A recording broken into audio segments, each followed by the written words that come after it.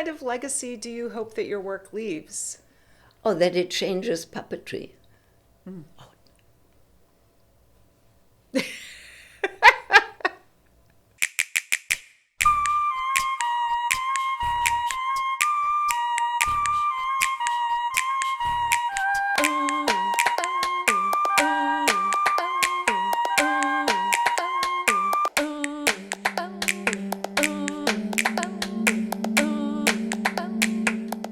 Welcome, friends. I'm Kristen Martin, and this is Torches. Today, we have the unconventional Hanne Tierney. Hanne is an award-winning and internationally acclaimed puppet artist and curator and founder-director of 5 Miles. I'm very excited to speak with her today. Welcome, Hanne. Thank you, Kristen. I'm very excited to be here. So you lived in Soho for like 50 years. You've been making work for even longer. How did you come to be in this downtown performance world? Because basically, I'm a failed writer. And I started to think if I can't write well like George Eliot, maybe I should look at 3D writing, if it could be done. So I actually took a studio and started playing around. And this is 1966. And after about 3 years, I saw my system.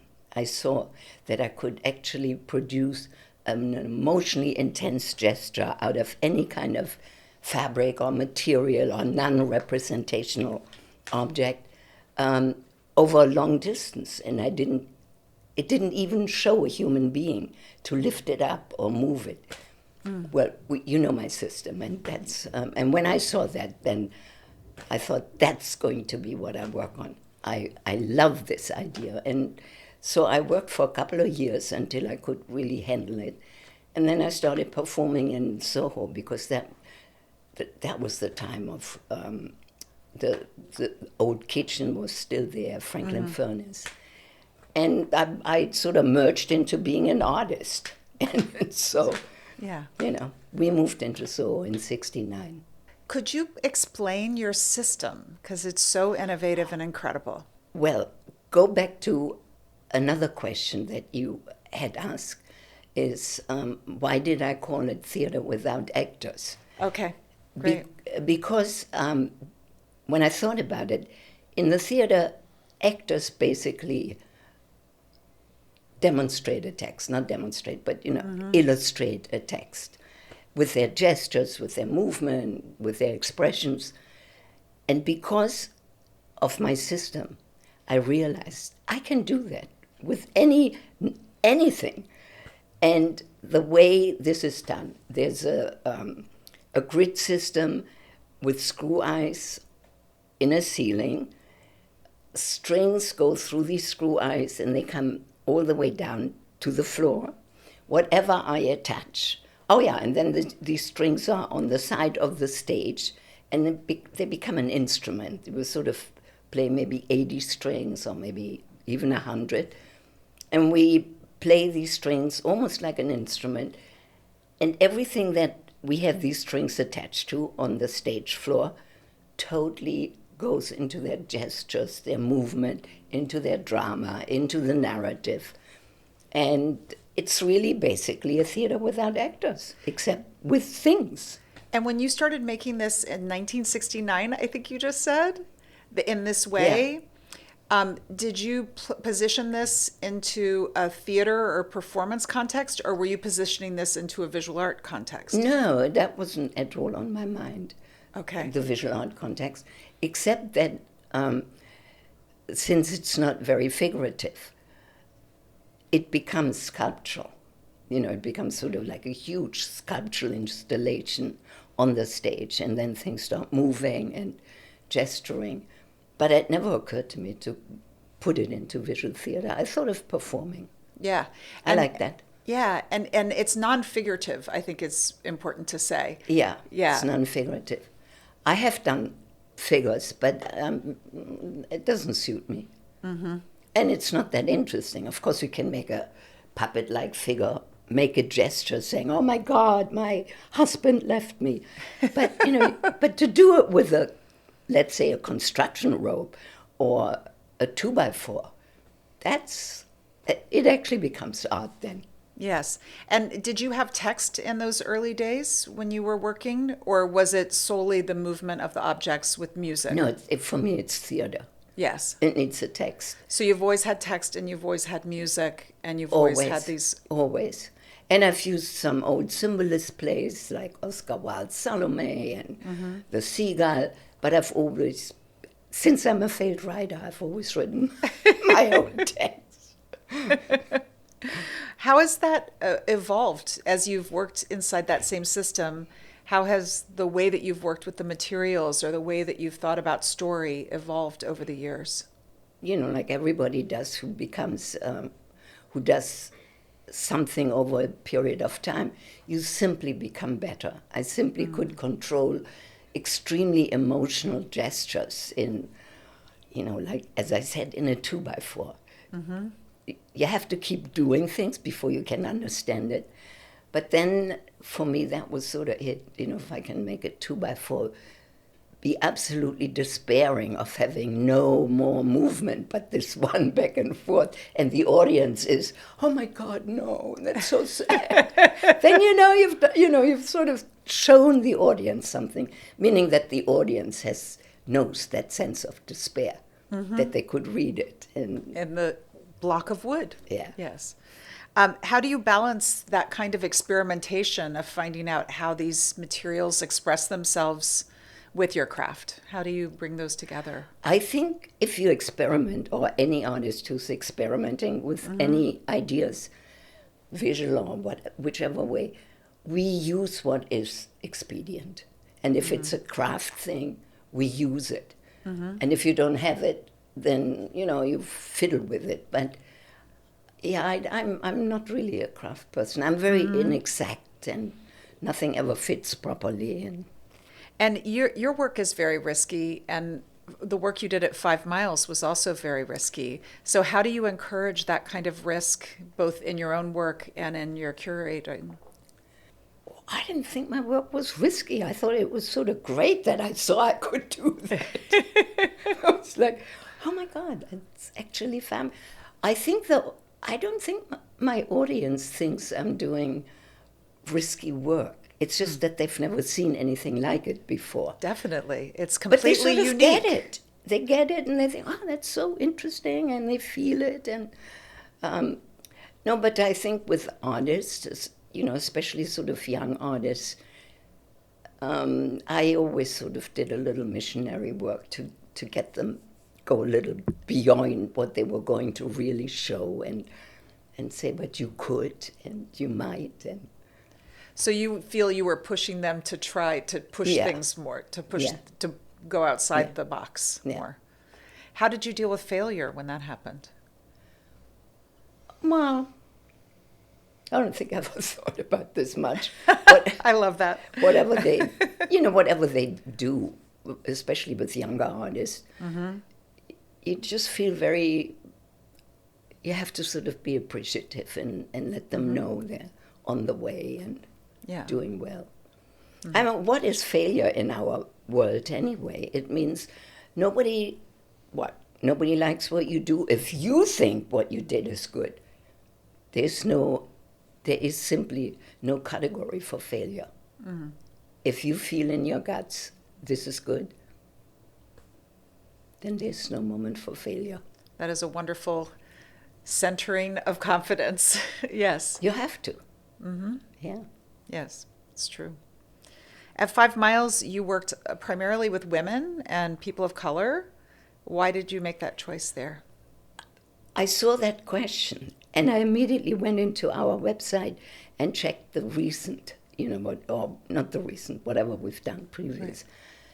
And it's about 50-50 on the, yeah. I don't think I was in any way wanting to show women, but that we showed so many people of color had to do with 5 Miles being in Crown Heights. And it's a traditionally black neighborhood. And so it was very natural for black artists to come and show their portfolio. They weren't shy about it. We were in their territory. Yeah.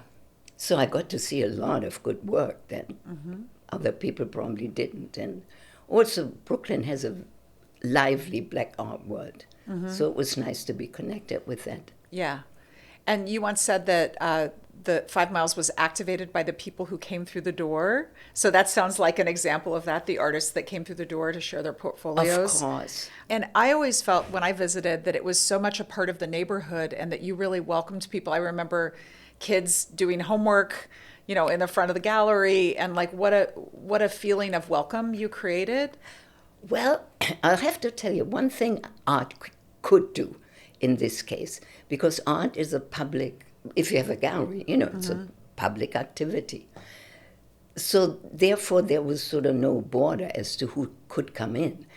But we gave the key to the gallery to 2 young women, girls, so they could make it into college, so they could use our internet, they could use our computers, and they came late at night because they were, busy working. Right. Both of them, one is a teacher now, and the other one is a fabulous poet. That's incredible. Yeah, and people didn't have internet. I mean, who could afford it? But that is what art could do, because it's a public space, and there was no shyness for people to come in. And I thought, good for art if it can do that. What year did you put 5 Miles in Crown Heights? 2000. 1999, probably. 99. And how did gentrification change the way that it felt in the neighborhood over the years you were there?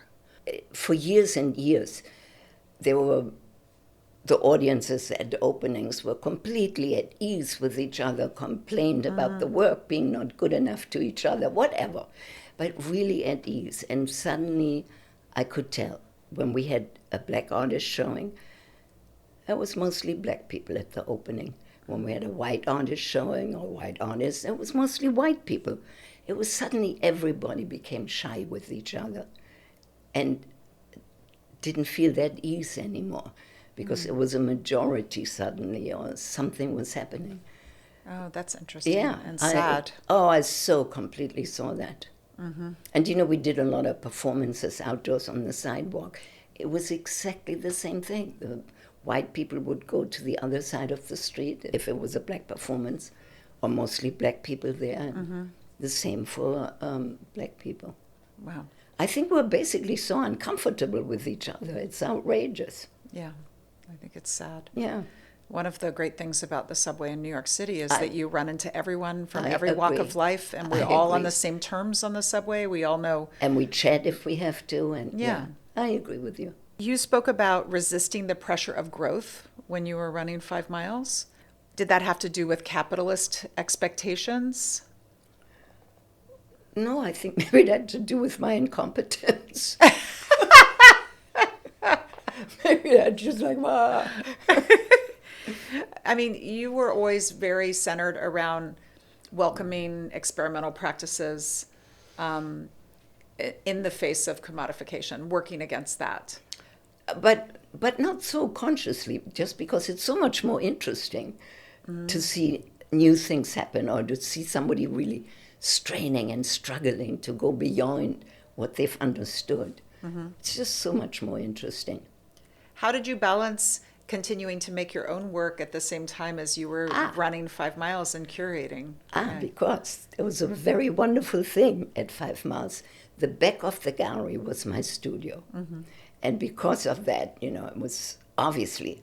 And after a while, and because I really did love running 5 Miles, I just gave up going to festivals, traveling, and I only performed in New York, as you know.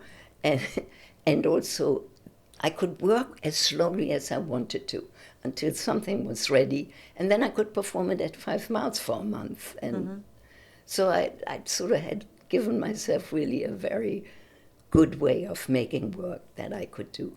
Yeah, when you had your own space, why did you decide to come work like it here? Like we did, I think, 3 of your shows, or just 2. No, because you have a different audience. Right. The audience and my audience were all mostly the artists, of course, from the old Soho and so forth. But you had a real audience, people who have jobs and come to see performances at here, and I absolutely like that. You have to see how people can react to your work that are not inside us. Mark Bamuti Joseph recently said, "How do we create conditions for artists to guide us forward to the other side of fear?" Do you have thoughts or reactions to that? Well, I sort of have an immediate reaction. What makes us think that artists aren't as fearful as we are? And what makes us think that they know what the other side of fear is? I mean, if we want to go there, we have to go back to the Renaissance and, and paint Madonnas and long-suffering Christs and who promise happiness. But I don't see how artists can do this or should do this. I think they should do their work, think about things. Art is a field, and the field periodically, needs a little kick in the teeth and change. And that's a good, art aren't missionaries. How do you think the spirit of downtown, the experimentation and the risk, has it changed? How has it changed in the time that you've been working? I just want to say one thing about the spirit downtown. One thing that was important in Soho was that it really created minimalism, because we could get these big lofts and suddenly space became an object. And, you'd put a 2x4 diagonally across a huge space and we'd all go, oh my God, in awe.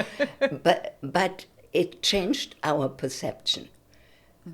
And really, as a culture, really, we can now see things slightly differently. You can see like a white dot in a black space and feel awed. And I think that was the big thing about downtown. That was the experimentation that went on, But I think the experimentation is going on all the time in art. And look after Black Lives Matter.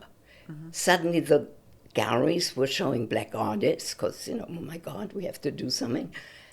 And look at how wildly people went into identity paintings, wild stuff, experimenting. What would I see as identity? I think that goes on all the time. We just get a little bit of stuck. What was our generation's big experimentation? And do you think you're seeing it now, that the spirit of downtown has changed, that it's still happening, and where do you see it? No, I think minimalism is... Young artists don't even know the names of who's Richard Serra, who's Richard Nones. I think, like in all these kind of movements, they belong to the history books, they have influenced lots of people, but they certainly disappear. Oh, interesting. How would you identify what movement is happening right now? A lot of searching. A tremendous amount of searching. And, I don't mean to be prejudiced one way or the other, but I do kind of keep looking what black artists are doing. There's Jessica Packer, a black woman artist, showing in a gallery in Chelsea. She has figured out a kind of a wonderful merger, like almost like a marriage of abstraction and figurative. It's beautiful work. And, I thought, oh, God, it's so exciting to think that maybe there is a common ground between the two. And she's doing it. She's, each painting you can tell she's been playing a little more with the idea and where it's going. I have to go to that exhibition. Yeah, it's fabulous. I wonder about in live performance or in puppetry. What do you see? What movement or action do you see that you think is interesting right now? I don't really know about puppetry, I have to tell you. I was hoping that a lot of puppeteers would start working because, I work life size and full stage. It really is a theatrical production. And I was hoping a lot of puppeteers would take parts of it and get a little bigger and get away from 5 puppeteers moving a teeny little stick puppet, Yeah. But puppetry is really just kind of, it's doing what it's always done. Yeah. A bit differently. Maybe the puppeteers are wearing white clothes instead of black clothes. But it's not willing to change its own systems, its activation and manipulation systems. I don't know. I mean, How do you define success as an artist now? And has that definition evolved for you? no, I think for every artist, as long as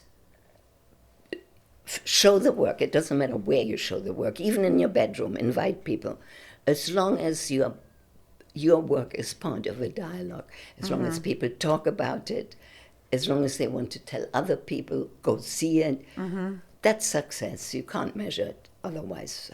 What in? Money, Yeah. No, I think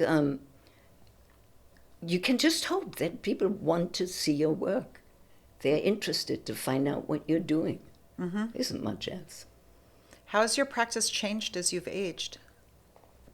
No, in a way, I'm concentrating now on writing. I'm thinking I'm going to see what that'll do for me. No, I've not perform anymore. It's because of this overhead grid system. It's like up and down a ladder, up and down a ladder, and I'm just done with up and down a ladder. I understand. And I've done enough. It's now in, everybody knows it. If somebody wants to relate to it, come to my studio. I've shown another Japanese puppeteer. I've shown my system, and she does fabulous work with it. How do you work against our society's celebration of young artists over seasoned artists? How do you think about that? Well, why did you say our society? You don't think that's not been the same all the time? That's true. Of course. The big sellers, they'll always sell because it's about investment. So leave that out. And the young artists, if there's something about the work that has made a big difference in the field, they'll always be mentioned forever. But it's a fence, it's a fetish. They'll disappear, and what's left is work that changed something. Right. I think this is not a thing that happens now. It's just always happens. The young are pushy. They still have confidence. How do you think an artist can have a truly sustainable life? What do we need to change in our society to help that happen? No, I don't. I feel differently about that. I feel unless you have a big ego, you're a good PR person, you don't have too complicated thoughts about your own work, you're better off taking a day job you like and making your work. What else? I mean, don't forget, nobody's asking us to be an artist. And the work we make is more or less an inside job for our tribe, for people who understand about experimentation and avant-garde. But I think we have to sort of put up with that. We're small manufacturers, and we have to try and either sell our product or keep improving it quietly by ourselves and work on an oil rig or whatever we have to do. Why did you choose to make the work you chose to make? Where did that come from inside you? What satisfied you about making it? In the beginning, I think I still can get totally excited by a gesture in something on the street, and suddenly it's a gesture of human intensity, emotional intensity, the way it's positioned, the way it's lying there. It just really excites me. And when I understood I could do this, actually, present that, that was my big moment. And the words that would accompany that, did they express the emotion or story that, how did these things, how does the thrill of that object coming to life connect to the words that you were writing? Well, it is like an actor on the stage. It's because the gestures I'm presenting and obtaining from the objects, they do, after all, also illustrate a text, or in order to make it fully understand to the audience, the text gives the context. And The words give the context. did you start with the materials and the objects or the words first? No, I sometimes actually started with a play. I mean, after I understood what I could do, then plays occurred to me. Uh-huh. And I thought, oh, that's so... There's a Maeterlinck play called, it's about death, The Intruder. Mm-hmm. And I just completely understood that I could do this, by not using human beings, that it would be very mysterious, very worrisome about death being around. And yeah, sometimes it's really a text that I find. And what made you choose to speak that text, just you and live, as opposed to recording that text and moving the objects in response? Because it's a very different energy. Oh, so different. Yeah. Because my voice activates my hands, how they move these strings. Mm-hmm.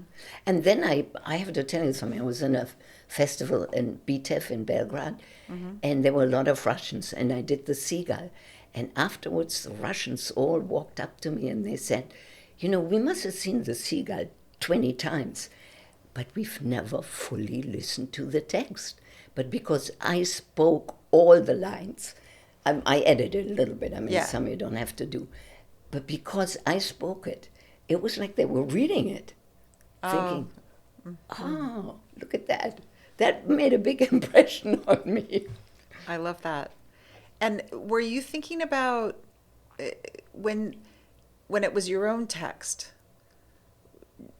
Was it the text or the objects first? I'm just curious. I know sometimes you work from plays, but when it was your own text that you created, then it was a text. It was the text first, too. So it's always text first. Yeah. It's so interesting because I think of your work so visual. And I think I always hear the text, and the text is taking me on a journey. But I think so much about the objects and these things coming to life in these compelling and intriguing ways and mysterious ways. Because I never gave up longing to be a writer. And always knowing I wasn't good enough. What kind of legacy do you hope that your work leaves? Oh, that it changes puppetry. Mm. Oh.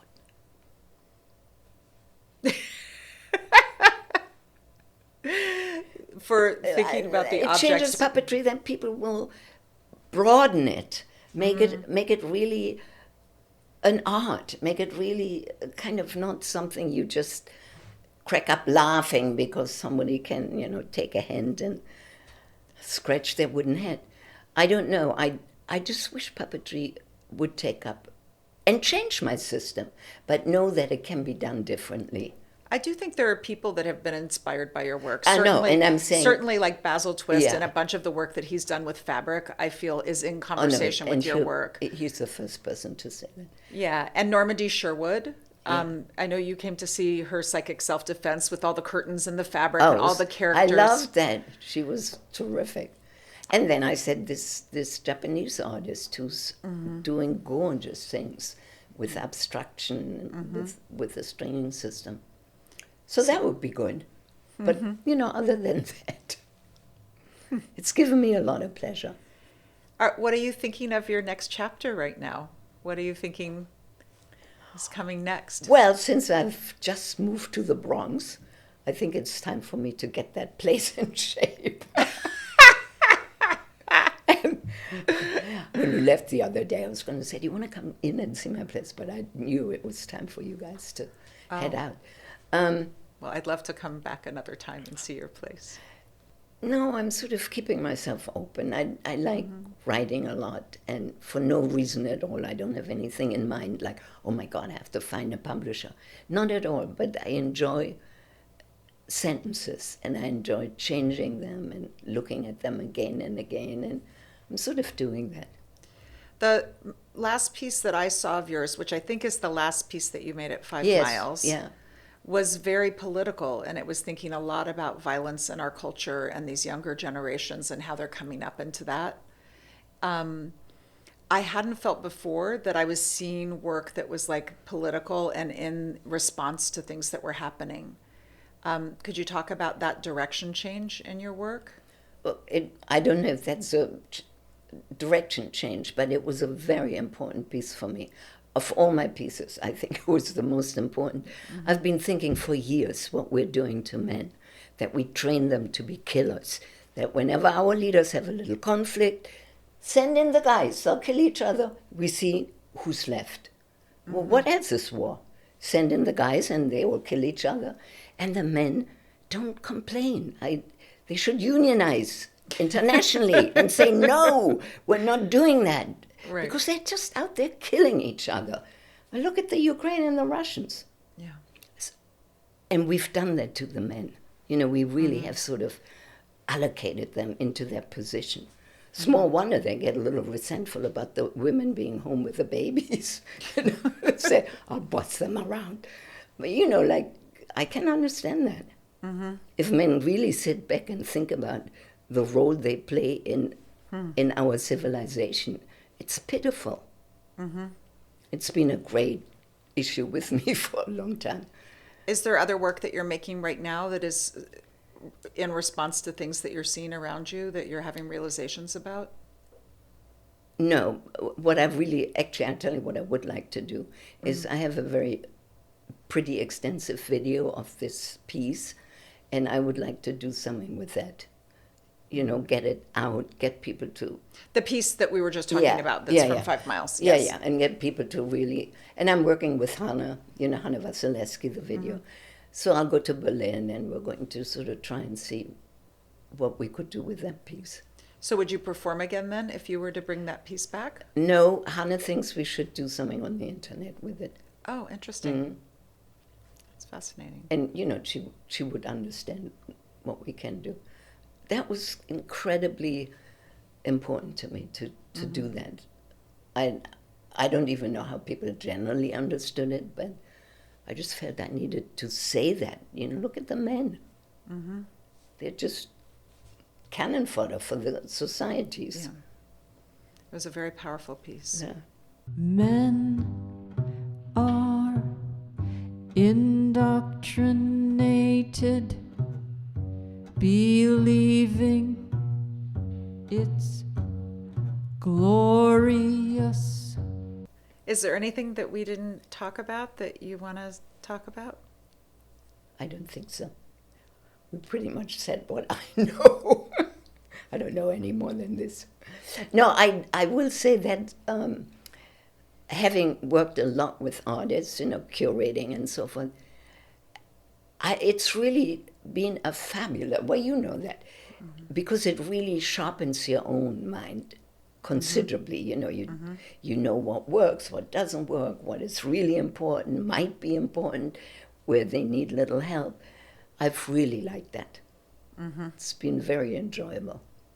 Yeah. I'm thinking of maybe curating a show for a gallery in April or March, and I want to curate a show called Hope and see what I can come up with artists, you know, what they can come up with. What is our idea of hope right now? Who's got hope, right? I mean... We need hope desperately right now. Yeah, so I want to go to that show. Thinking about curating a show called Hope. I want to go to that show. So I'll put my mind to it at some point. Well, I'm deeply grateful for your work and the inspiration that you've provided me personally and so many other people for so many years, Hanne. Well, yeah, but the one thing you understand is about making work and all those little tortures and struggles. You know perfectly well. Thank you. No, thank you. Thanks for joining us, and thanks to Hal Round for hosting us, and we hope you'll come back to more of Torches.